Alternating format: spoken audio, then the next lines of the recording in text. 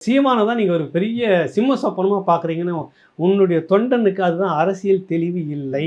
அவரு களத்துல 160 வழக்க வாங்கியிருக்கிறாரு. எங்கெல்லாம் மக்களுக்கான பிரச்சனை இருக்குதோ, அங்கெல்லாம் போய் நின்னு இருக்கிறாரு. நீங்க இதுவரைக்கும் 2 வழக்கு உங்க பேர்ல 2 வழக்கு. ஒண்ணு வருமான வரி சம்பந்தமான ஒரு வழக்கு. அடுத்தது கார் இறக்குமதி பண்ணதுல ஒரு வழக்கு. வேற என்ன நீங்க மக்களுக்காக வழக்கு வாங்கியிருக்கிறீங்க? ஆக அவர் ஒரு அங்கீகாரம் பெற்ற கட்சி. நீங்க அந்த அளவுக்கு இன்னும் வரல. ஆக இப்ப இந்த தேதிக்கு உங்கள 2 பேரும் சரின்னு சொல்றதே கூட தவறு. ஒரு அரசியல் விமர்சன ரீதியா.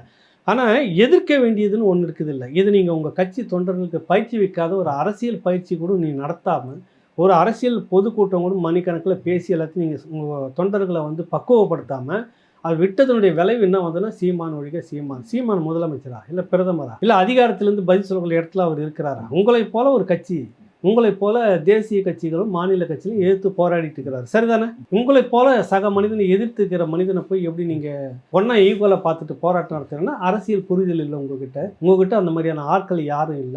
தயவு செய்து முதல்ல அப்படியான ஆட்களை வச்சுக்கிட்டு அரசியலை முதல்ல பழகுங்க. அப்புறமா கோட்டை உங்களுக்கு கிடைக்கும். அவ்வளோ லேசு இல்லை கோட்டை பிடிக்கலாம். ரத்தம் சிந்தணும், வேர்வை சிந்தணும், தெரு தெருவா போகணும், தியாகம் பண்ணணும், உயிர் தியாகம் பண்ணியிருக்கணும்.